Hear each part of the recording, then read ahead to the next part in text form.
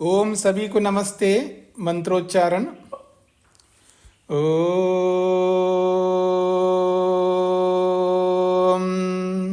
सहना भवतु सहनौ भुनक्तु सह वीर्यं करवावहै तेजस्विनावधीतमस्तु मा विद्विषावहै।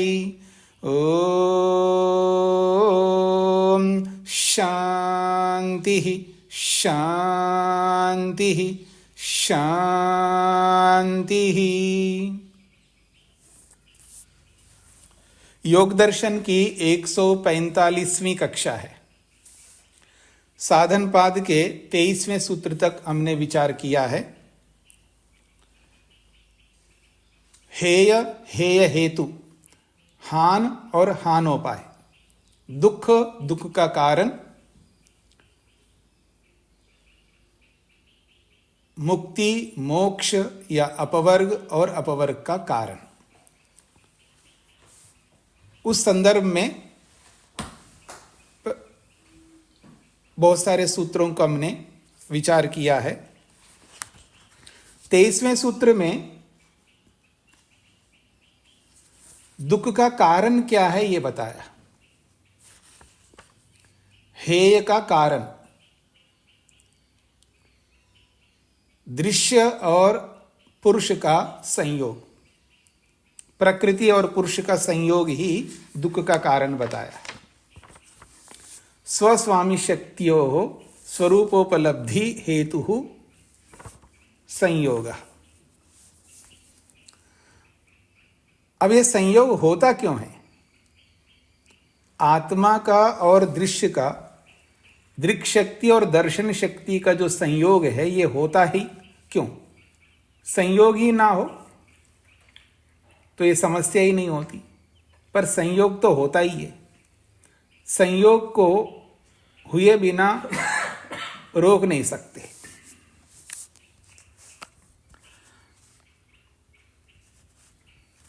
और संयोग हुआ है तो वियोग भी होगा।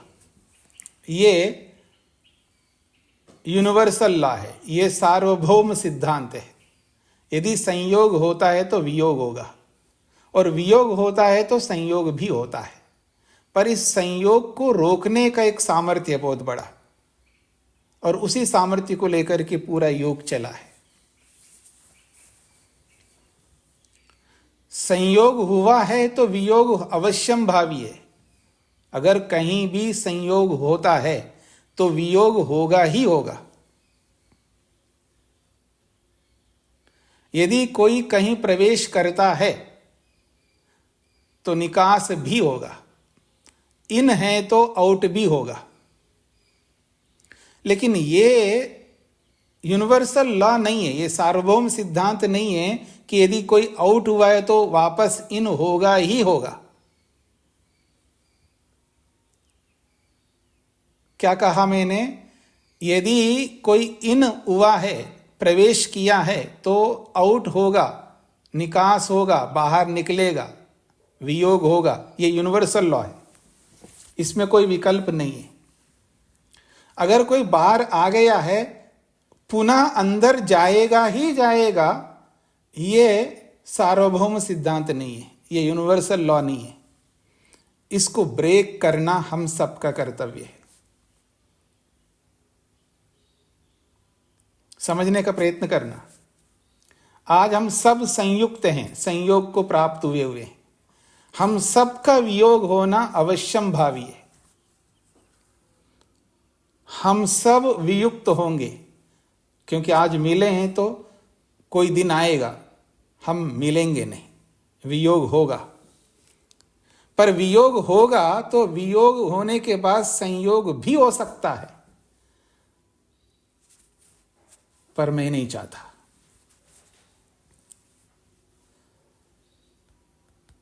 मैं आपसे मिला हूं, दोबारा मिलना नहीं चाहता।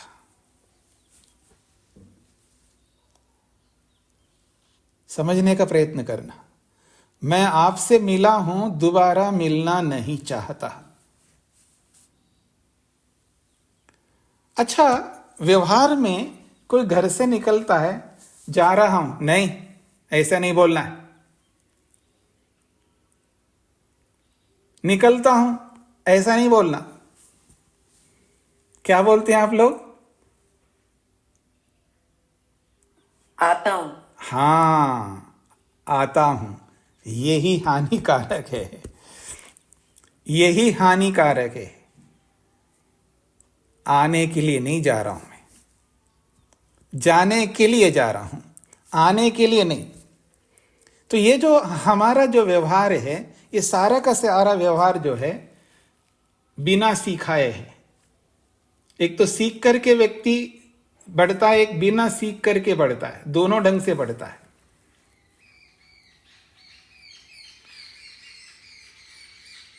ये जो व्यवहार है ना, बहुत महत्वपूर्ण होता है और व्यवहार को सीखना होता है।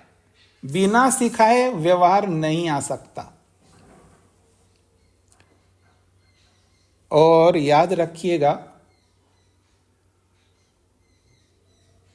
पूरा जीवन व्यवहार पर निर्भर करता है। जो हम व्यवहार करते हैं, इस व्यवहार ही कर्म कहलाता है। ये जो व्यवहार है, इस व्यवहार को ही कर्म कहा जाता है। मैं दूसरे शब्दों में बोलूं, कर्म योग। संपूर्ण व्यवहार ही एक प्रकार का कर्म है। अगर ये व्यवहार यदि उचित नहीं हुआ है, तो संयोग वियोग, ये जो सिलसिला है, संयोग और वियोग का ये जो नाता है, ये जो संबंध है, ये निरंतर चलता रहेगा। क्यों?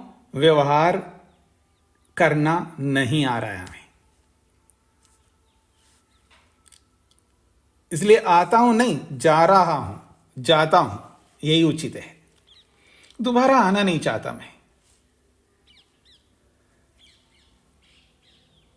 कोई गेस्ट आता है ना आपके घर पर, क्यों जी, वो जब जा रहा होता है तो हमारा क्या होता है? कहना, फिर आना, फिर आना, यही होता है ना। फिर आइएगा, दोबारा आइएगा। ठीक है, लौकिक व्यवहार की दृष्टि से इसमें कोई हानि नहीं है। मैं लौकिक व्यवहार की बात नहीं कर रहा हूं, मैं आध्यात्मिक व्यवहार की बात कर रहा हूं।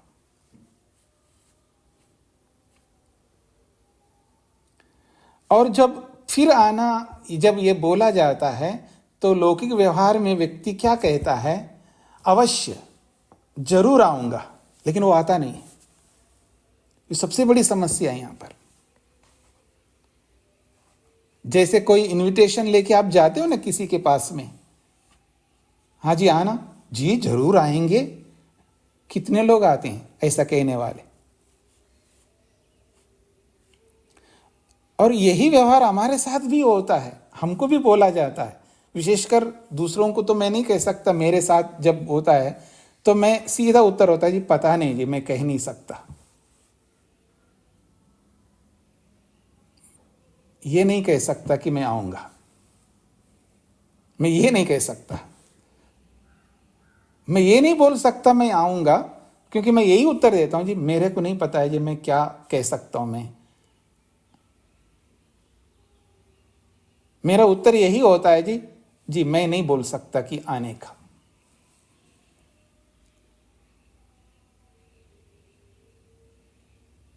क्या पता कल मर जाऊं, फिर मैं कहूंगा आ जाऊंगा, और मर गया। देखो आने के लिए बोला और मर ही गया। खैर, मरने के बाद तो ठीक है, तब तो कुछ कह नहीं सकते, मर गए तो कैसे आ गया। लेकिन मरा तो नहीं हूं, लेकिन जा नहीं रहा हूं, और आऊंगा बोला। और मेरे को याद है, गुरुकुलों में आने से पहले न जाने कितने लोगों को मैं आऊंगा बोला, आज तक नहीं गया उनके पास। कितने लोगों को बोला होगा, मैं याद नहीं है कितने लोगों को बोला होगा, अनगिनत बार बोला होगा कि जरूर आएंगे आपके पास में, और वो जरूर आने की तो क्या कहता, पता ही नहीं किसको बोला है मैंने, किस किस को बोला। तो ये जो संयोग और वियोग जो है, ये बहुत महत्वपूर्ण विषय है।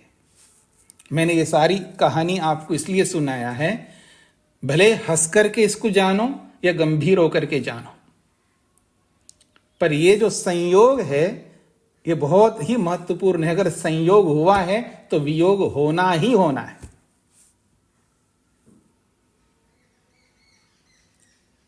और वियोग हुआ है तो दोबारा संयोग होने की बारी है।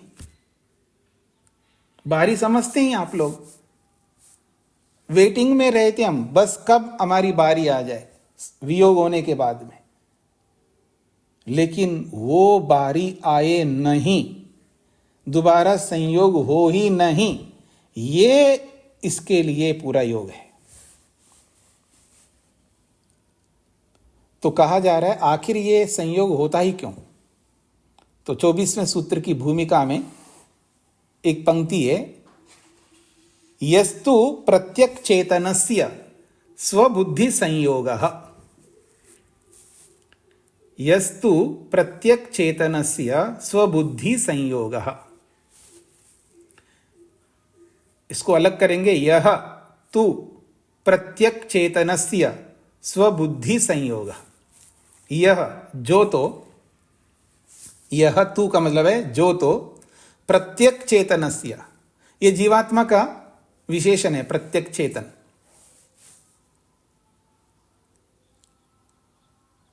प्रत्यक चेतन का मतलब है अंतरात्मा। अंतरात्मा इसलिए कहा जाता है, शरीर के अंदर ही रहता है आत्मा, बाहर नहीं रहता है। शरीर के बाहर आत्मा नहीं रहता, आत्मा शरीर के अंदर रहता है। इसलिए प्रत्यक चेतनस्य का अर्थ है अंतरात्मा का, अर्थात जीवात्मा का। स्वबुद्धि संयोग, अपनी बुद्धि के साथ, अर्थात अपने मन के साथ। यहां बुद्धि शब्द मन है। स्वबुद्धि, अपने मन के साथ ये जो संयोग होता है, अर्थात अंतरात्मा का मन के साथ जो संयोग होता है, उस संयोग के पीछे कारण क्या है। तो कहते हैं तस्य हेतुरविद्या। तस्य हेतुरविद्या, तस्य संयोगस्य, उस संयोग का हेतु, कारण, रीजन, उस संयोग का जो कारण है वो है अविद्या। हेतु को अलग कर दो तो अ अलग हो जाएगा। रा में से रेप को हेतु के साथ जोड़ दो, विसर्ग बन जाएगा हेतु, और अकार अलग हो जाएगा तो अविद्या। तो कह रहे हैं तस्य हेतु रविद्या। अगर आपके सूत्र में रा नहीं है तो जोड़ सकते हैं।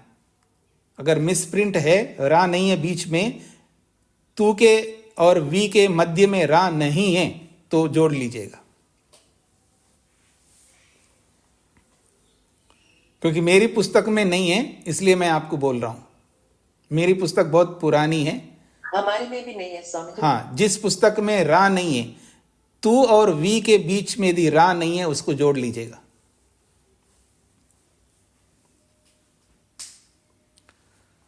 तो कहते हैं जो प्रत्यक चेतन का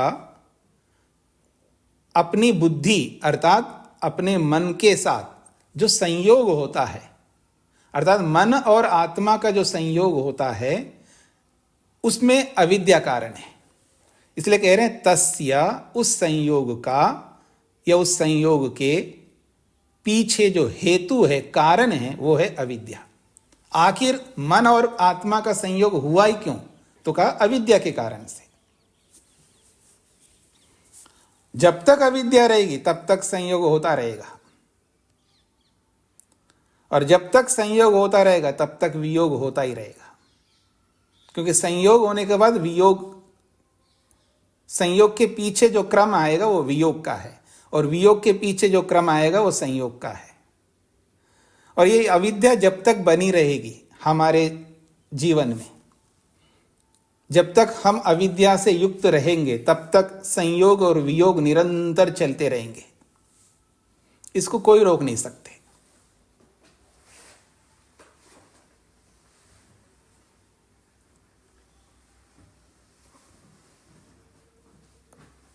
गुस्सा आता है तो आदमी उठ करके चला जाता है, गुस्सा आता है तो मुंह में पानी भर के रखता है, गुस्सा आता है तो पता नहीं क्या क्या करता रहता है। अच्छी बात है, मोटे तौर पर तात्कालिक उपायों को अपनाने में कोई अर्ज नहीं है, अपनाया जा सकता।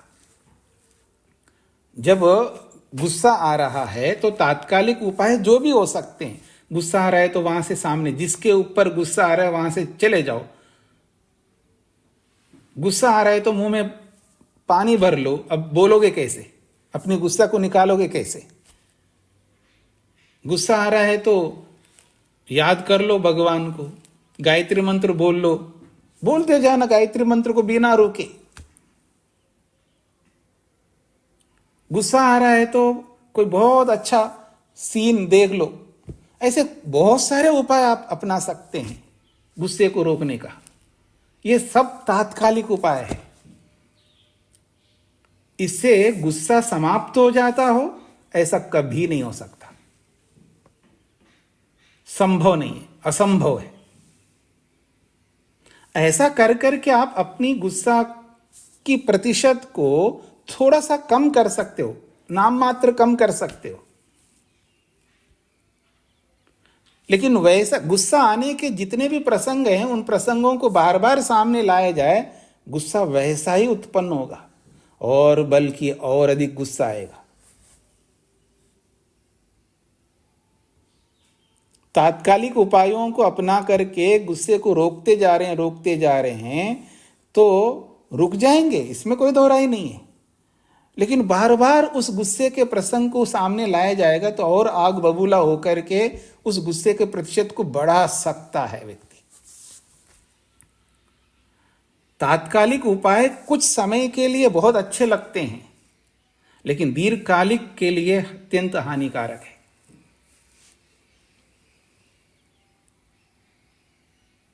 तो हमें क्या करना होगा? वो जो अविद्या है हमारे मन के अंदर, उस अविद्या को कम करते जाना होगा। जैसे जैसे वो अविद्या कम होती जाएगी उधर गुस्सा अपने आप कम होता जाएगा। अविद्या के प्रतिशत को कम करने की आवश्यकता है, ना कि मुंह में पानी भर लो या उसके सामने से उठ के अट जाओ या गायत्री मंत्र बोल लो या जप करने लग जाओ या कुछ ना कुछ बोलते जाओ मन में। ये सब उपाय अच्छे लगते हैं, अच्छी बात है, करना भी चाहिए। ऐसा नहीं समझना कि इन उपायों का अपनाना नहीं चाहिए, बिल्कुल अपनाइएगा। लेकिन दूसरी ओर से इन उपायों को अपनाते हुए दूसरी ओर से उस अविद्या के प्रतिशत को कम करना होगा, अर्थात समझ बढ़ाना होगा, विवेक को बढ़ाना होगा, वैराग्य को बढ़ाना होगा, समझदार ज्यादा होना होगा। क्यों मेरे को गुस्सा आ रहा है सामने वाले के प्रति, ये समझना होगा। सामने वाला कौन है इसको भी समझना होगा। क्या वो मेरे बंधुआ मजदूर है? क्या वो मेरे सामने वो जड़ वस्तु है जिस पर मेरे को गुस्सा आ रहा है? तो बहुत सारी बातें समझने की चेष्टा करते जाएंगे तो अविद्या का प्रतिशत कम होता जाएगा। अगर उधर ऐसा नहीं करेंगे और तात्कालिक उपायों को ही केवल अपनाते जाएंगे तो याद रखना गुस्सा और बढ़ेगी और बढ़ेगा।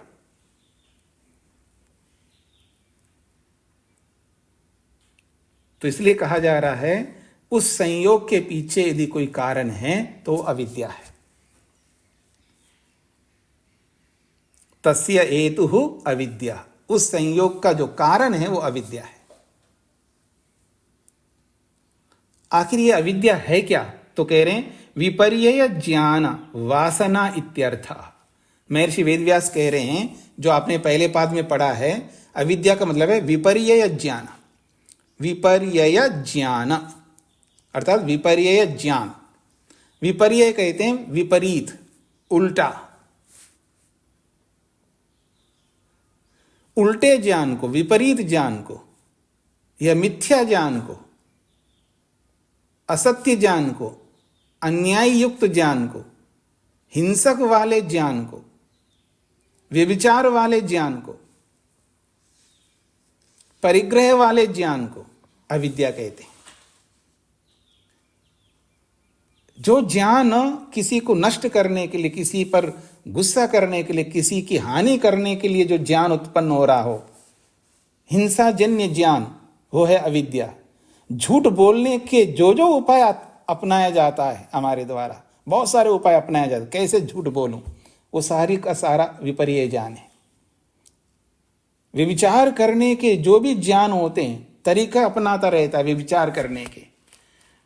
शरीर से तो वे विचार नहीं कर सकता, सब लोग देख रहे हैं, लेकिन बिना शरीर के भी विचार करने के उपायों को अपनाता जाता है व्यक्ति। तो विचार वाले ज्ञान, ये है विपर्य ज्ञान। चोरी के ज्ञान अलग अलग प्रकार, कैसे मैं चोरी कर सकता हूं, कैसे मैं अपने पैसे को बचा सकता हूं, उसके लिए तरह तरह के उपाय अपनाता रहता है। वो चोरी को रोकने का जितने भी ज्ञान हैं, मतलब चोरी करने के, ये कह सकता हूं, रोकने के नहीं, चोरी करने के, ये सब विपर्य ज्ञान है। परिग्रह, अधिक से अधिक परिग्रह करने के नए नए उपायों को अपना रहा होता है, ये सब विपर्य ज्ञान है।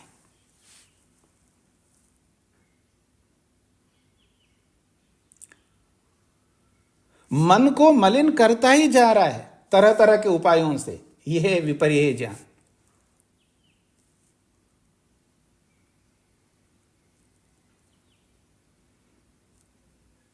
देखो गाड़ी, थोड़ा गाड़ी खराब, मतलब बहुत गंदी दिख रही है, चलता है ना, क्या फर्क पड़ता है, यह विपर्य ज्ञान है।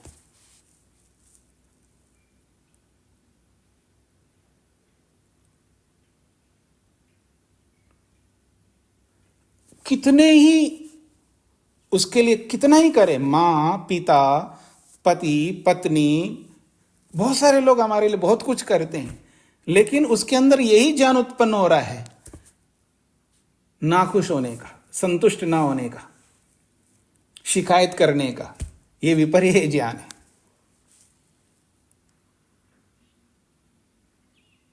अधिक से अधिक साधनों को जुटाते जाना है, और ऐसा कुछ कोई कष्ट ना आने देना है जीवन में, कष्ट ना आने देने के बहुत सारे उपायों को अपनाना, ये विपर्य ज्ञान है। इसको समझना होता है, व्यक्ति को नहीं समझ पा रहा होता है, उसको ऐसा लगता है मेरे को बहुत जानकारी है, मेरे पास साधन है, सब कुछ है, मैं कष्ट को आने नहीं दे रहा हूं, बहुत अच्छी बात है, ऐसा लगता है व्यक्ति को, लेकिन ये सब विपर्य ज्ञान है, ये समझना होता है। अगर ऐसा ही है तो ऋषि लोग ये नहीं कहते हैं तप करो, क्योंकि तप इट मीन्स दुख है और कुछ नहीं, तपस्या से दुख ही मिलता है, और वो दुख धर्म को पालन करने के लिए, लक्ष्य को पूरा करने के लिए तप करना ही होगा। वो तपस्या से दुख मिलेगा ही मिलेगा, उसको रोक नहीं सकता, लेकिन उसी दुख को रोकने में लगे हुए हम लोग, ये विपर्य ज्ञान है, ये समझना होता है व्यक्ति को।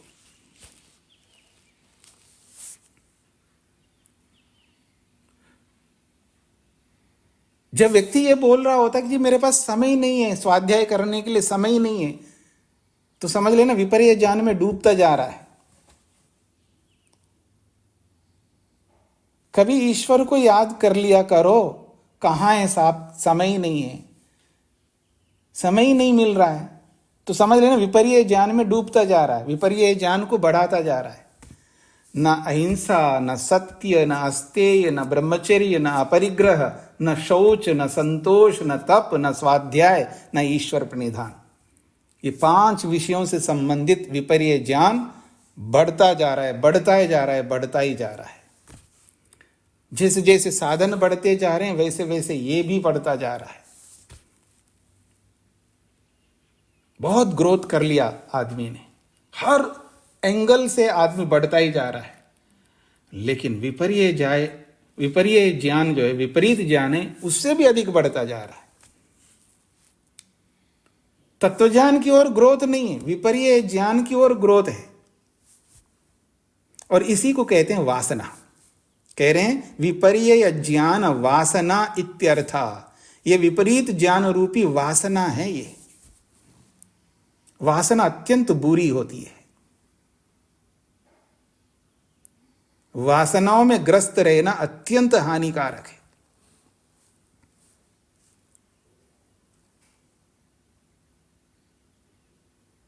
और यही हमारे संयोग के पीछे कारण है।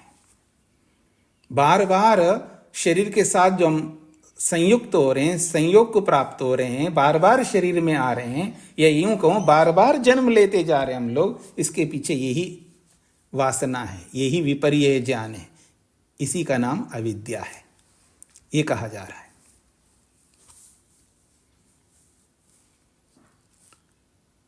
आगे कहा जा रहा है विपर्य ज्ञान वासना वासिता च न कार्यनिष्ठां पुरुष ख्यातिम बुद्धि प्राप्नोति। बहुत बड़ी बात कही जा रही है। विपर्य ज्ञान वासना वासिता, चा का मतलब और एक विशेष बात कहना चाहते हैं यहां पर। विपर्य ज्ञान वासना वासिता, विपरीत ज्ञान रूपी वासना से युक्त कौन? बुद्धि। विपर्य ज्ञान वासना वासिता, वासिता का अर्थ है युक्त। विपरीत ज्ञान रूपी वासना से युक्त बुद्धि, ये जो हमारा मन है, कार्यनिष्ठाम, कार्यनिष्ठा कहते हैं कार्य की समाप्ति। बुद्धि के कार्य की समाप्ति क्या है? वेद प्रिया जी, बुद्धि के कार्य की समाप्ति क्या है?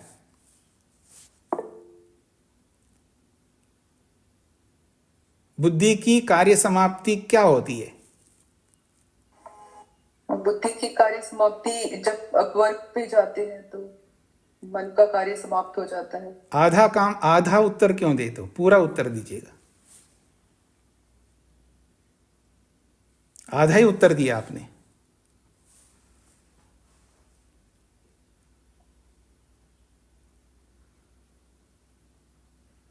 भोग और अपवर्ग दो कार्य है ना मन के। पहले पाद में या दूसरे पाद में कितने बार ये बात आई है? तो बुद्धि के जो कार्य है वो दो है, भोग और अपवर्ग। जब ये दोनों कार्य समाप्त होते हैं तो कार्यनिष्ठाम, कार्य की निष्ठा, निष्ठा का अर्थ है या समाप्ति, कार्य की समाप्ति। बुद्धि कार्यनिष्ठाम, अपने कार्य की समाप्ति को न प्राप्नोति, प्राप्त नहीं होती है। क्यों? पुरुष ख्याति है। जब पुरुष रूपी ख्याति प्राप्त होती है, यानी पुरुष को, यानी आत्मा को जब ख्याति, विवेक ख्याति उत्पन्न होती है, वैराग्य उत्पन्न होता है, तभी भोग और अपवर्ग पूरे होते हैं ना। तो कहा जा रहा है विपर्य ज्ञान वासना वासिता बुद्धि कार्यनिष्ठां पुरुष ख्यातिम न प्राप्नोति। ऐसा अन्वय होगा। विपर्य ज्ञान वासना वासिता च बुद्धि कार्यनिष्ठां पुरुष ख्यातिम न प्राप्नोति। मिथ्या ज्ञान रूपी वासना से युक्त बुद्धि कार्यनिष्ठा रूपी पुरुष ख्याति को नहीं प्राप्त कर पाती है।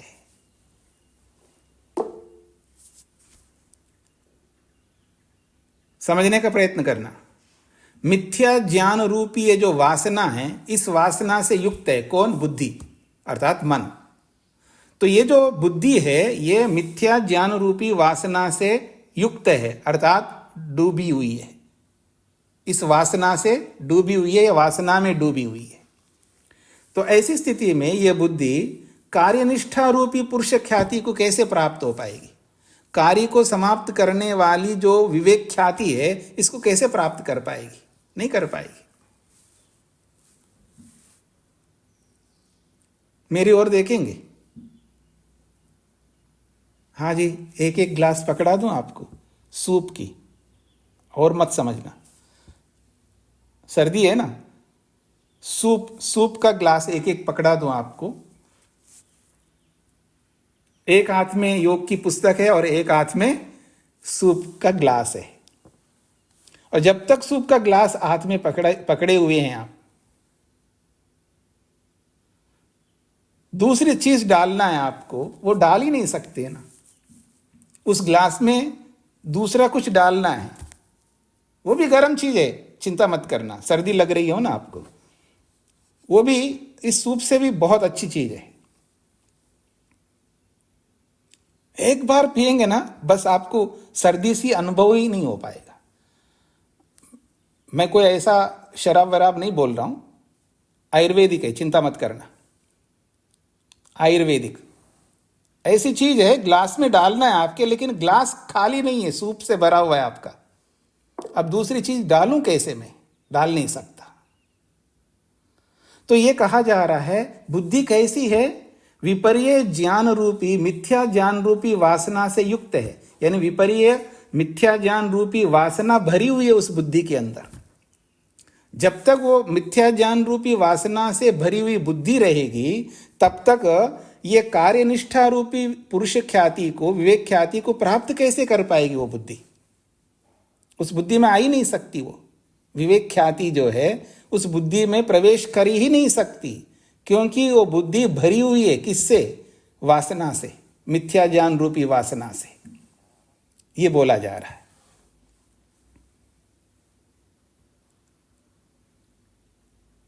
हाँ जी अनिल जी, कुछ समझ में आ रहा है? पता नहीं क्या समझ में आ रहा है। मैं ये कहना चाह रहा हूं, हम सबका जो मन है, हमारी जो बुद्धि है, मिथ्या ज्ञान रूपी वासना से भरा हुआ है हमारा मन। अब इस भरे हुए मन में ये विवेक ख्याति रूपी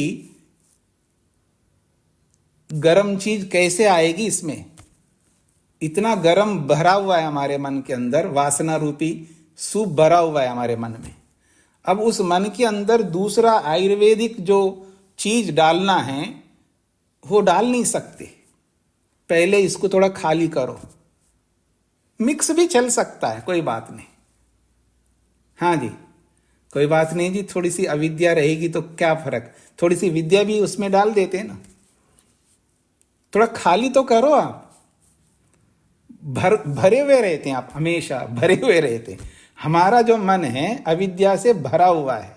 जब तक वो अविद्या भरी हुई रहेगी तो उसमें ये विवेक वैराग्य कैसे आ सकता है? तो खाली करते रहो, थोड़ा थोड़ा खाली करते जाओ। नहीं समझ में आ रहा है ना? अच्छा, मान लीजिए आप घी खाते हैं, बिल्कुल प्योर शुद्ध गाय का, ऑर्गेनिक। हाँ, आजकल जमाना चल रहा है ना ऑर्गेनिक का।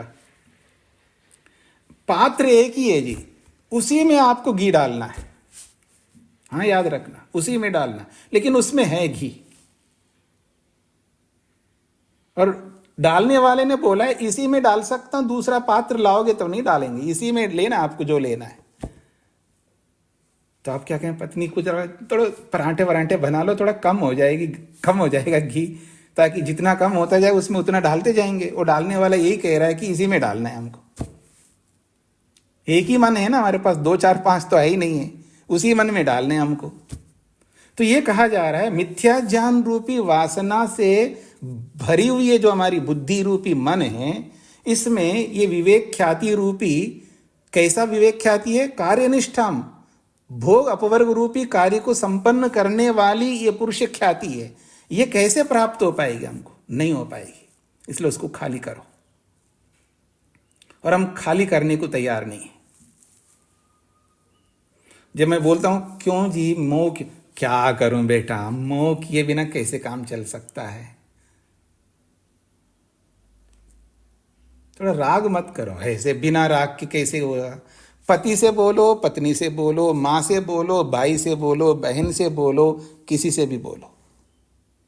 नहीं, ये तो कैसे हो सकता है? राग के बिना मोह के? बेटे से बात कैसे कर पाएंगे हम बिना मोह के? आप खाली करने को तैयार नहीं है इस वासना को। और जब तक वो खाली नहीं होगी वासना, तो ये पुरुष ख्याति, ये विवेक ख्याति, ये वैराग्य रूपी जो ख्याति है, वो कैसे प्रवेश करेगी उसमें? वो तो अवसर देख रही है वो ख्याति। ये बहुत लिक्विड है, याद रखना।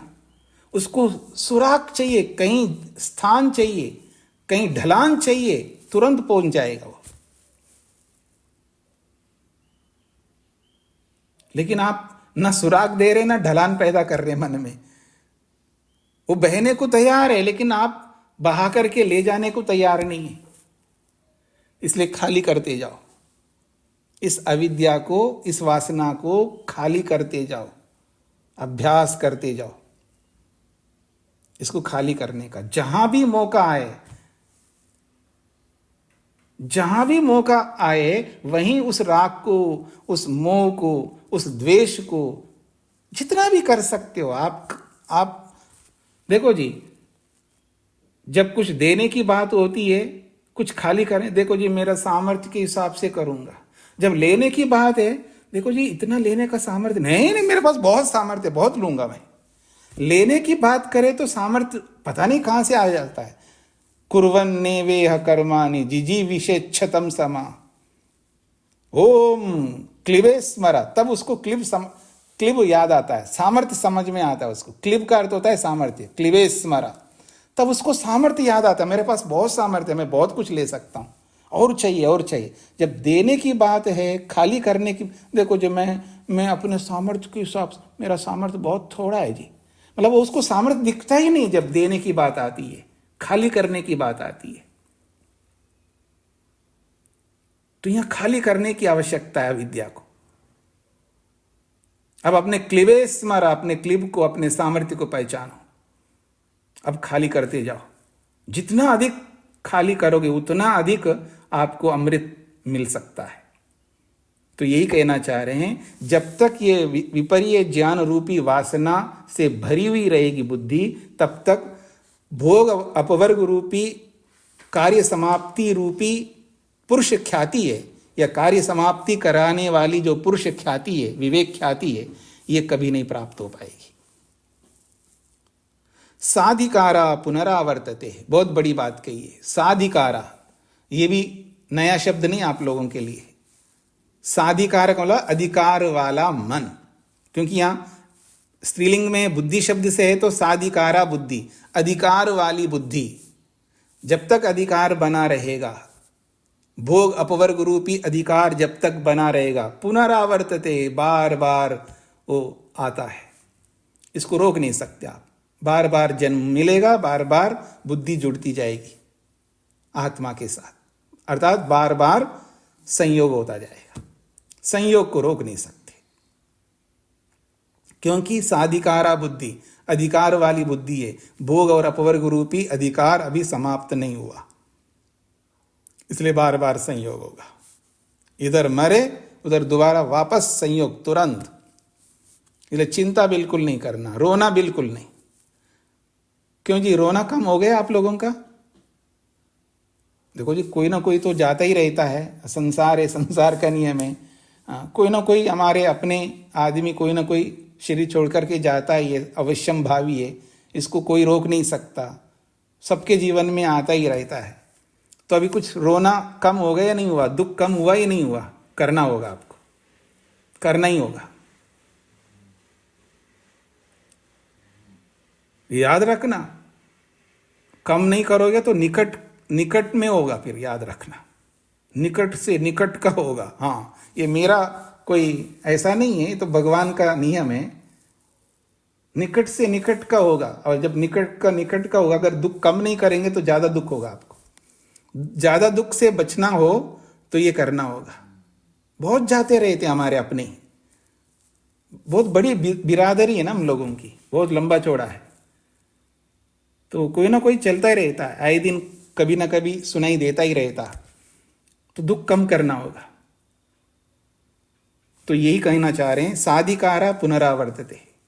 जब साधिकार बुद्धि है, यानी भोग अपवर्ग रूपी अधिकार बना हुआ है, तो ये बुद्धि पुनरावर्तित, दोबारा लौट करके आएगी, दोबारा आत्मा के साथ ये बुद्धि जुड़ जाएगी, फिर संयोग होगा, फिर संयोग हो गए तो फिर दुख ही दुख है।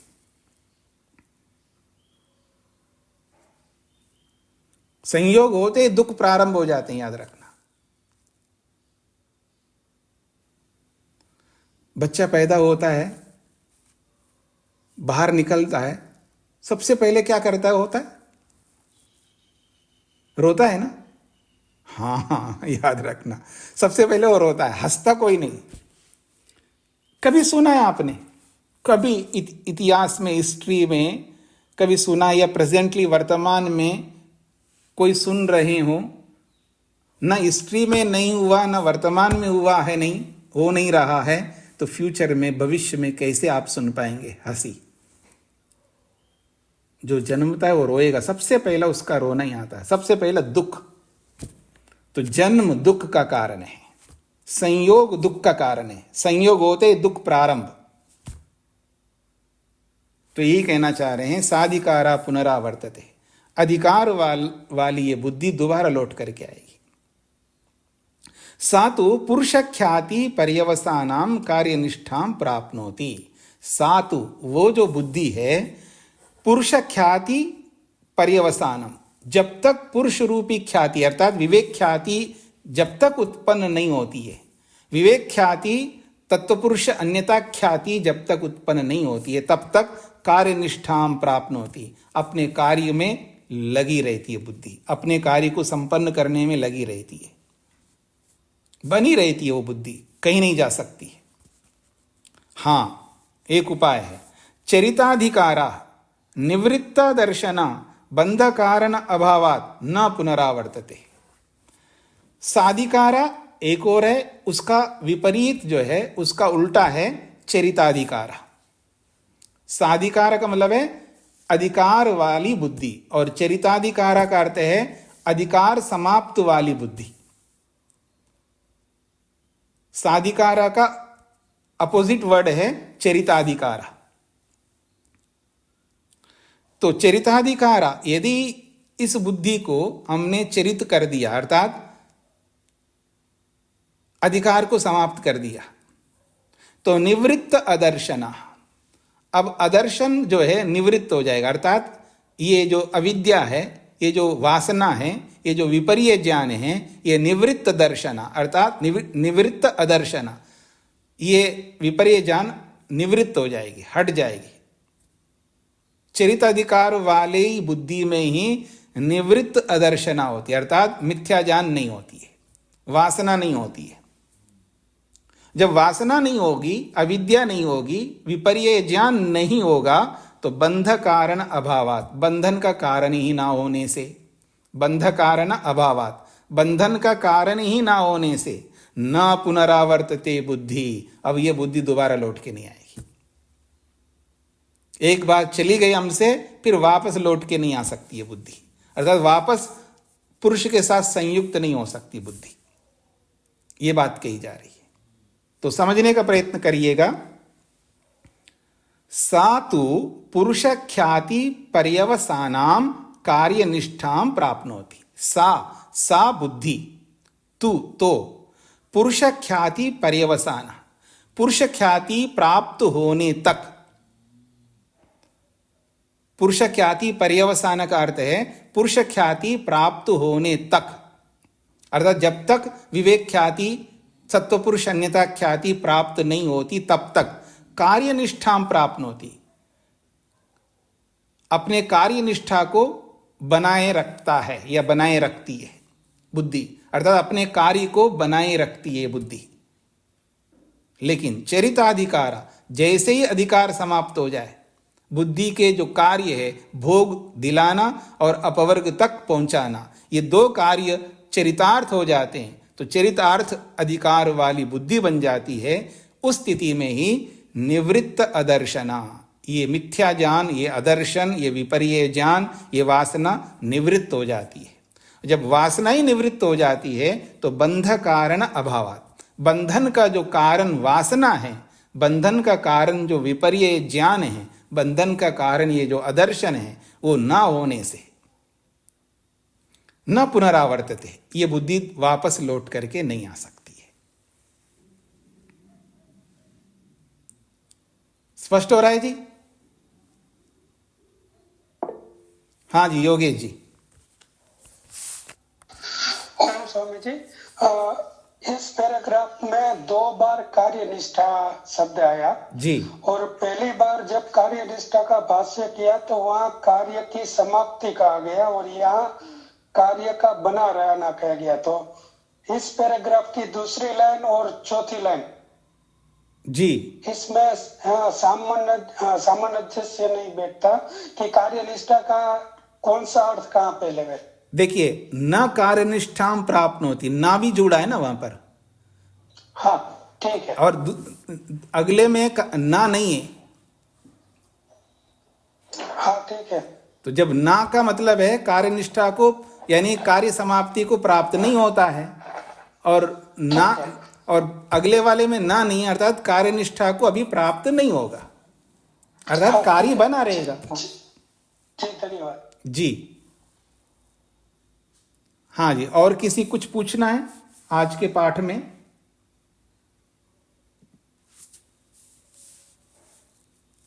मेरे को ही पूछना है जी, आप अपने मन में कितना स्थान बनाएंगे तत्वज्ञान के लिए, विवेक ख्याति के लिए? ये तो मेरे को पता है कि अविद्या तो भरी हुई है, लेकिन उसको कितना कम करेंगे, ये मेरे को चाहिए। और ये शब्दों से नहीं चाहिए, व्यवहार से चाहिए, व्यवहार से। हाँ जी, बोलो जी, मैं बहुत अभ्यास करता हूँ जी, मैं ये भी करता हूँ, मैं वो भी करता हूँ, बहुत कुछ करते होंगे, लेकिन व्यवहार में नहीं दिखता वो करना। व्यवहार में नहीं दिखता का मतलब है, आप स्वाध्याय करते हुए तो दिख रहे होंगे, आप हवन करते हुए, आप संध्या करते हुए, आप परोपकार करते हुए, सब दिख रहे होंगे, लेकिन व्यवहार में जब परीक्षा की घड़ी आती है, उस परीक्षा की घड़ी में वो लोभ, वो काम, वो क्रोध, वो ईर्ष्या, वो अहंकार, वो ये किए बिना नहीं रह सकते। तो वो वाला व्यवहार, मतलब व्यवहार सामने प्रसंग आने पर, गुस्से का प्रसंग आने पर भी गुस्सा ना आए, लोभ का प्रसंग आने पर लोभ ना आए।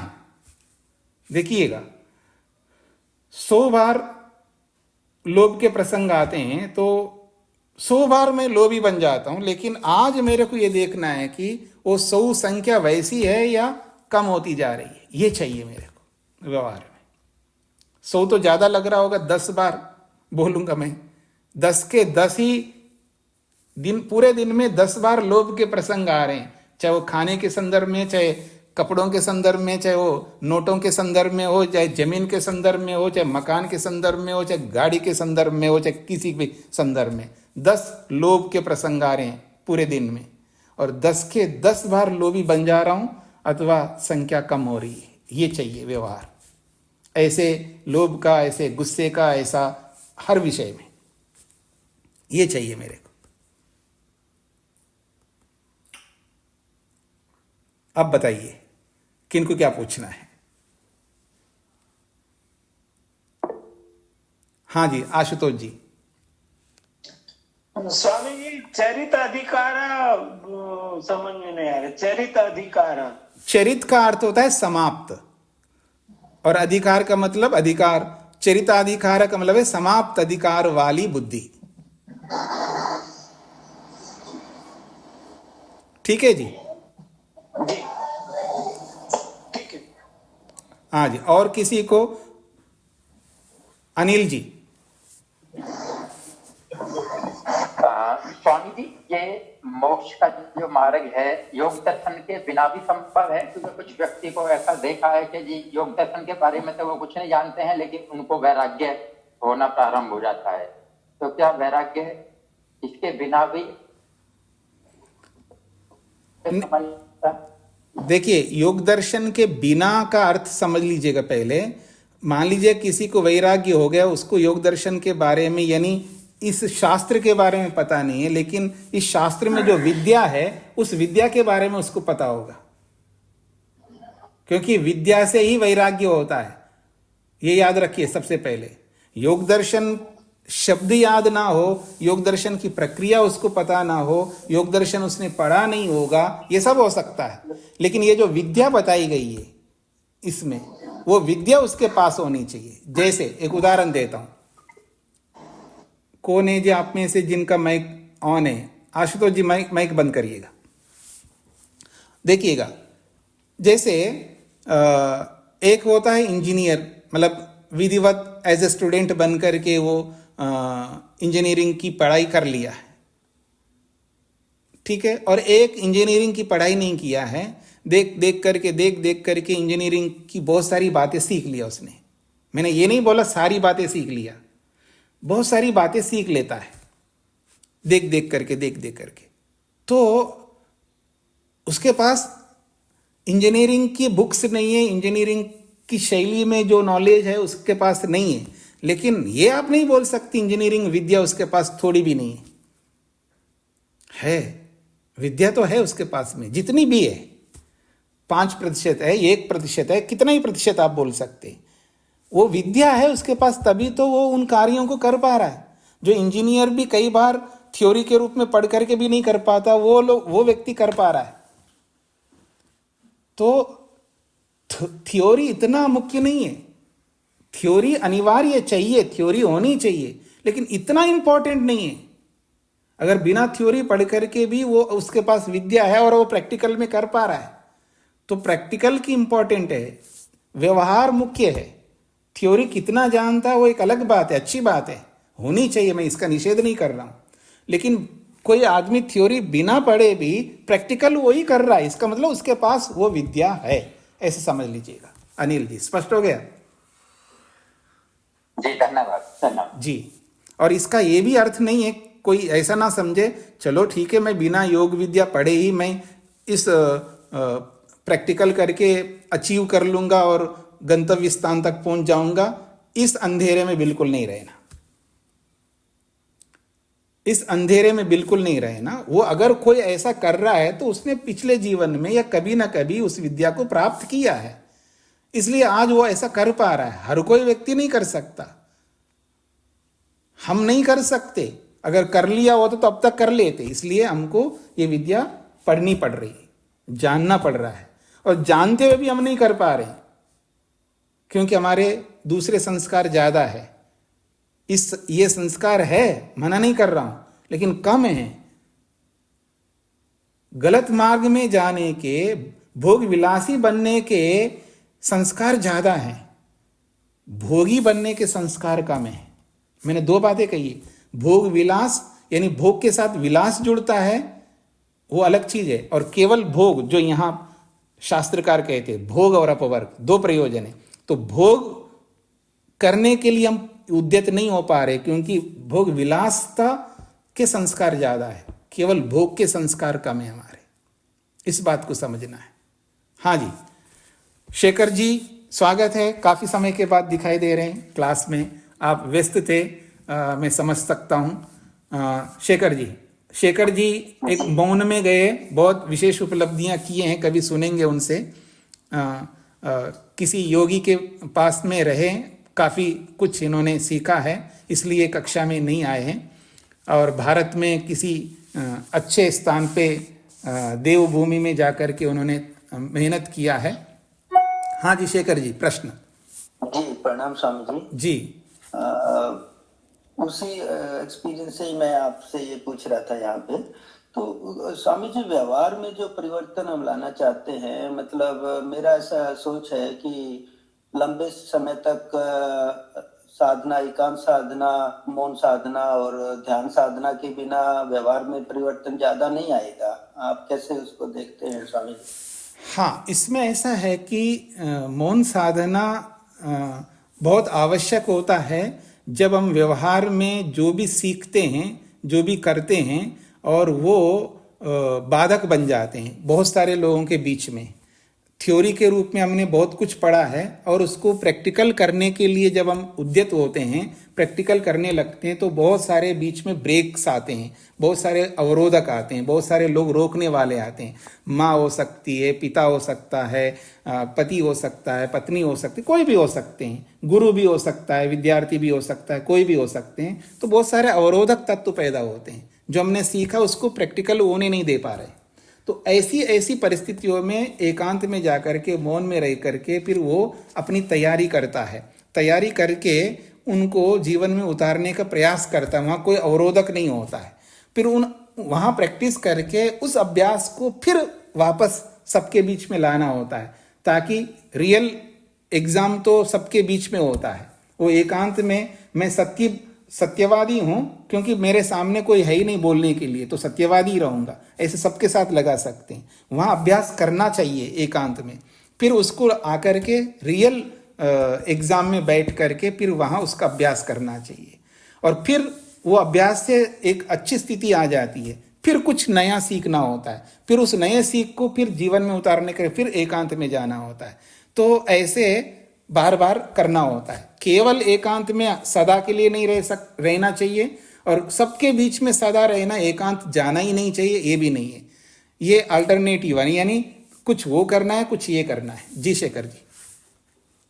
जी जी स्वामी जी, वही मैं कह रहा था कि मतलब एकांत साधना जरूरी है, मतलब गृहस्थी के लिए। जी जी फिर उसमें से हम ग्रेजुएट होके फिर संसार में वापस आ सकते हैं शायद। जी जी, इसलिए तीर्थों में जाने के लिए विधान किया है। तीर्थ का मतलब वो हरिद्वार आदि वो तीर्थ नहीं, वर्तमान के तीर्थ का मतलब है ऐसे जगह पर जाना है जहाँ एकांत वास कर सके, और वहाँ कोई हमारे को गाइड करने वाले कोई ना कोई हो, और वो थोड़ा गाइड करे, फिर हमको एकांत में जाना। तो ऐसा तीर्थ स्थलों में गृहस्थियों को जाने, तीर्थ स्थलों में जाने वाले गृहस्थी हुआ करते हैं।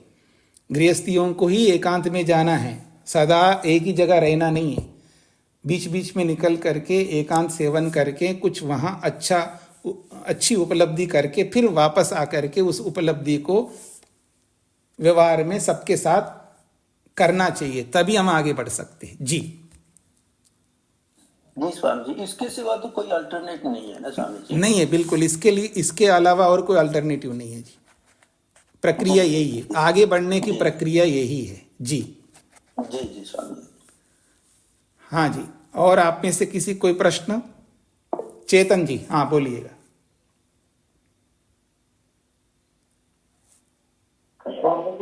वासना का एक संस्कार भी है ना? जी, वासना अलग अलग प्रकार की होती है। अविद्या को भी वासना कहते हैं, और उस अविद्या से युक्त होकर के जो भी हम कर्म करते हैं उन कर्मों का छाप होता है, उसको भी वासना कहते हैं। और ये जो अविद्या हमारे पास है, ये भी तो एक वासना, ये भी तो एक संस्कार रूप है। ये भी तो एक संस्कार रूप है ना। जैसे मैंने लोभ किया, फिर वो दोबारा वैसा ही लोभ करूंगा, उसी का संस्कार है हमारे अंदर, फिर वापस वैसा ही लोभ करता हूं मैं। तो इस अविद्या को भी वासना बोला है, और कर्मों का जो छाप है उसको भी वासना बोला है, और जो जिसको हम अदृष्ट कहते हैं, धर्माधर्म कहते हैं, वो भी एक वासना है, वो भी एक संस्कार है। तो ऐसे अलग अलग डिपार्टमेंट हैं, अलग अलग विभाग है वासनाओं के, संस्कारों के। जी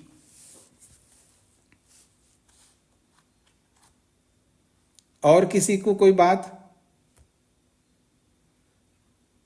तो आज इतना ही पाठ रखते हैं जी, यहीं पर विराम देता हूं मैं। ओम